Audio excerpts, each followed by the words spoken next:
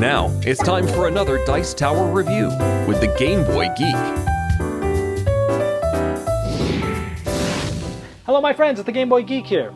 Today, we are going to be putting together different books of all different types.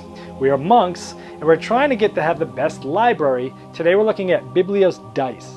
Now Biblios Dice is sort of a sequel to a game that had come out a while ago called Biblios. It was a card game, where this is the sequel called Biblios Dice. It's based off a game, re-implementation of a game called Scripts and Scribes that came out earlier, but they redid it with the Biblios theme and streamlined some things from Dr. Finn's games. Is it as good as Biblios? Which, by the way, Biblios was, I can't remember if this was in my top 100 or if I made it after I played this, but this is one of the best fillers I have in my entire collection. So it's got a pretty big thing to head up to. Does it live up to it? Does it better? Let's take a look.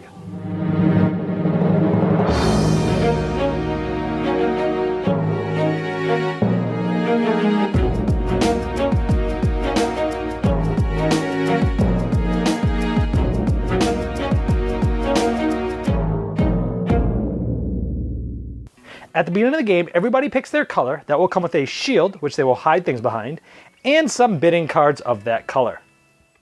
Now the back of the player shield does act as a player aid to help know how to go through the phases, some in-game scoring, and some of the chips that you'll get during the game. The game also comes with a really nice setup. The numbered setup tells you what to do in what order. You flip it over for the second side of what you're doing. It's really nice to have this thing. You don't have to flip through the rules. Excellent job here on the player setup. And then each player has a shield. They start with a point. They start with 15 gold. They're bidding cards. Someone's going to be the first player. That's the bishop there. And we set up. Here's the board all set up. Essentially, we have a bunch of dice. We have a market board here. And we have boards for the different types of scrolls that are there. Now, some people will get some advantages if they're furthest from the first player at the beginning of the game. Like, for instance, third player gets to move up one on ink and things like that. Essentially, what you're trying to do is, through these resources, you're going to be moving up these different tracks and trying to get there to get points. The first person to, as you pass through these, you'll be getting some tokens. For example, they're all the same. So the first person to get here will get 3 points, second person 2 points, third person 1 point. That's the lower level of all of them. And then the first person to get to the top is 5 points, then 3 points, then 1 point. And it's the same for every track. And every die starts with 3. We'll talk about what that does later. And we're playing a 3-player game, so actually one of these dice was already taken out. So what happens is we go through 3 different phases. The first phase is the first player rolls all the dice. Now, if they want to, one time, they can pay 1 gold to re-roll any or all the dice. They can do that once, just whoever's rolling the dice, which is the first player. Let's say they didn't do that. The first thing we do is we look at this market die. This moves the mule up a number of times that's on the die. In this case, it was just 1. We'll tell you what happens when it gets to the end later. Now that the mule die is pretty much done, the first player gets to select. We're going to do pools of dice. So we're going to do dice selection here, and the player can grab any die of any of these resources, or they can grab the gold die or the die modifier. Let's say I want to go up on red. So you would grab all of the ones that are red. So in this case, this player would grab 2 of these red ones, and I would go up 2 immediately on the red track, and you slide yourself to the left, because the left is first place. If someone else moved up 2, they'd go in the middle, and this place would go into the middle. If there's a tiebreaker, it's always the person who's on the left that's actually first. So maybe the next player takes the ink, and that player's yellow, and they go up 1 on the ink track, and they've just moved up 1 there. Maybe the next player takes the bishop die. Since there was only 1 die, that player goes up 1 on the bishop track. As you get up here, I'll show you what those do later, but those will help you do a lot of things. And when you get to the top, it can start to trigger the end of the game. So it's the first player's turn again. That first player, let's just say he grabs the modifier die. And since he's already got a lead here, he's going to go this. It was a plus. It just said plus. You can move any die up 1 value. And so we would move this up from 3 to 4. More on how this comes into play with the final scoring towards the end here. Now there are different values for this. If it was just a minus, you would put 1 die down, 1. If it was 2 minus, you'd do any 2 die go down 1. A double plus does the same thing. This is 1 die goes up 1, 1 die goes down 1. This is you can make any die a 3 meaning no matter what it is, you can turn it into a 3, or you can just keep a die as a 3. So sometimes you're doing multiple dice, sometimes you're doing just one. Now the next player, let's say they take gold. Let's say this is the amount of gold. They would just take 2 gold, and the die would be in front of them. Now this here has different values up to 5. This one means everybody takes the amount of gold of the players minus 1. In this case, there's 3 players. So for the whole game of a 3-player game, when someone takes this, everybody gets 2. It's 1 less the amount of players. And the next player goes up 1 on orange, and the next player goes up 1 on green. So notice that depending on how the dice shake out, the people earlier in the turn, or first player, potentially will get more turns than the other players. But of course, this moves at the end of the round. So let's just say we just finished a bunch of that. And we would check at this point to see if the game ends. The game ends as soon as any one person goes to the top spot of the bishop, or there's any 4 cubes on any of these top ones combined. If not, this would get passed to the next player clockwise, and we would start that all over again. Now at some spot, we're going to get to the point where the mule, roll the 2, gets to the end. In this case, we go to the market phase. It's still phase 2, but this time, instead of doing the dice selection, basically we go to an auction. The player who's first, the first player of that turn, gets to take these dice and split it up. In this case, with a 3-player game, they're going to split it up so that there's 5 dice in one pool.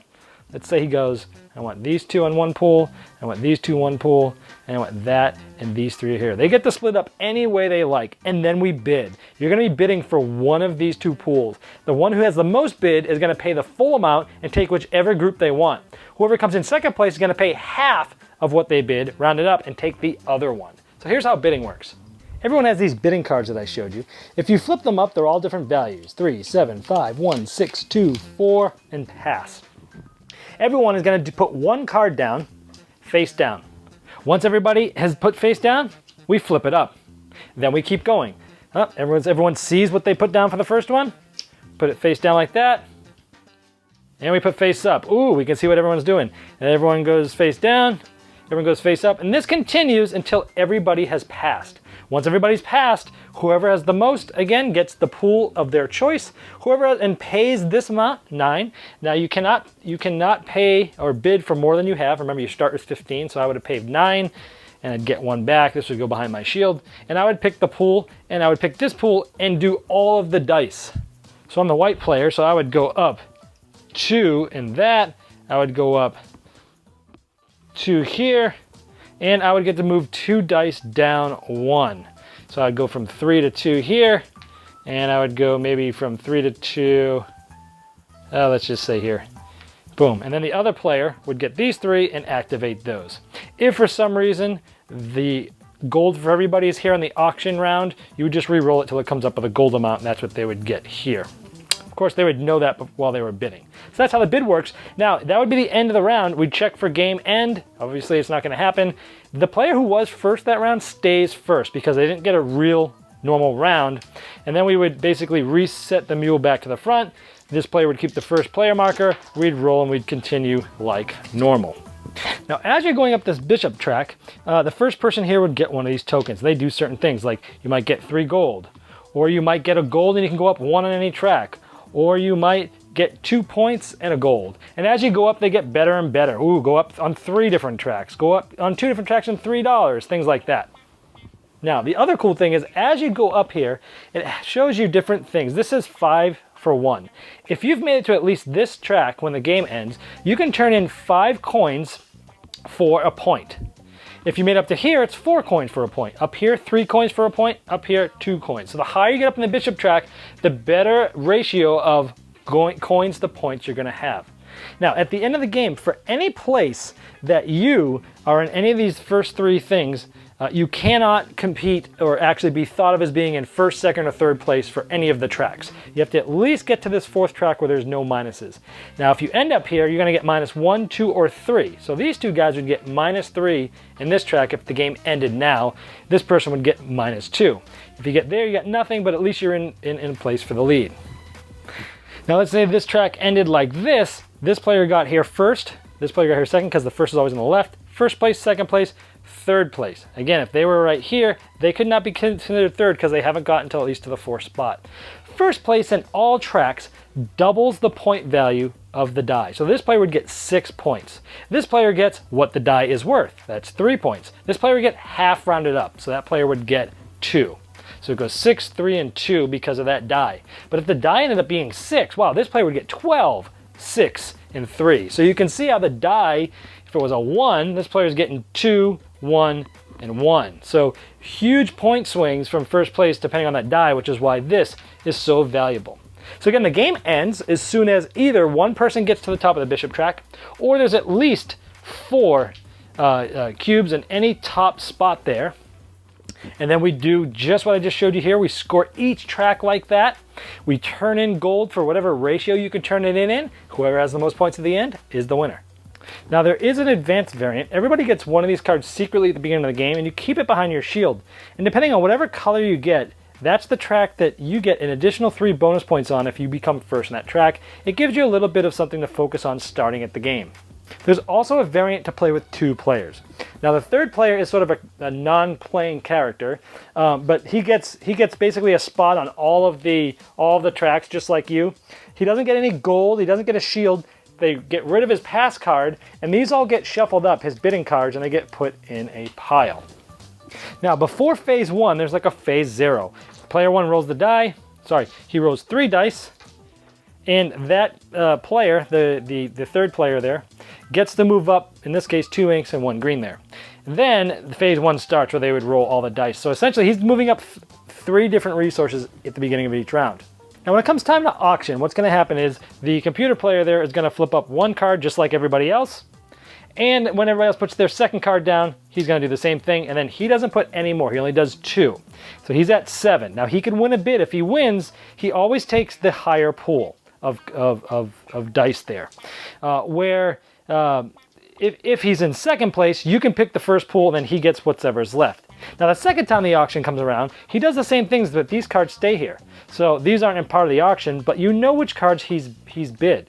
So the next auction, he does a 4, everyone puts down their second card and they flip, and we have a 7, and that's that. Now the third auction, basically we do the same thing, 1, 2, that would be his third auction, and then we shuffle all these up. So after every third auction, he's completely refreshed, but you get a little bit more information about him there.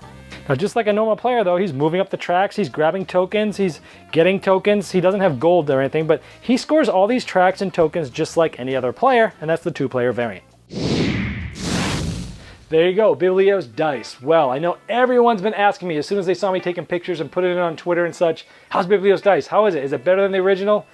I think it's good. It's called Biblios Dice. It is the successor and the sequel to Biblios, so everyone is naturally going to want to know how does it compare. And it has a lot of similarities to Biblios. You're going up different tracks, you're adjusting the dice, there's an auction. A lot of it sounds similar, but yet it is very different feeling from Biblios as well. So it's kind of weird where a lot of it seems similar, but a lot of it's very different. They're really 2 different games. They're hard to compare because they are just so different. With that being said, it's almost not even fair to compare Biblios to Biblios Dice because Biblios is such an amazing game. It's one of the go-to best filler games I own in my entire collection that I've ever played. It is fantastic. So it's really hard to compare that to this. So for me, no, I do not like Biblios Dice as much as Biblios, but in fairness, I would probably say that to almost every other game in my collection that's this time frame. Now, Biblios Dice does stand on its own. It is a good game. It is a solid effort. It's not a bad game at all. It's just when you compare it to Biblios, yeah, it's not as good in my opinion. Now, it's almost like reverse Biblios to me. Because in Biblios, almost everything is like hidden information, right? You're trying to get up these tracks of these different books, and a lot of that is hidden. You're taking cards, there's a push your luck element, and you're taking cards, and a lot of that is hidden. So you don't really know. You kind of know by watching what some people take for whatever's given to them, what track they may or may not be going up, but you're never really sure. It's quite hidden. But then when you get to the auction, it's quite open. You know what people are bidding for. Biblios Dice almost turns that on its head, and it's reverse Biblios. Because as you're going up tracks, you're rolling dice, you're grabbing the dice, and you're going up on the tracks, and you can see exactly where everybody is on every track to make your decisions. But then when you get to the auction part is sort of hidden, half hidden, where you're hidden, flip, flip. So it's almost like they took Biblios and stood it on its head and added dice. That's the best way I can explain it. I personally like Biblios better, but this is a solid game. So a few things. It is longer than Biblios. 45 minutes on the box is about right for 4 or 5 players. It's probably 30-ish with 2 or 3. Biblios for me is always about 20 minutes. It's quick. Biblios is quicker to set up. Open the box, throw out some gold cards, some regular cards, deal them out of the game, go.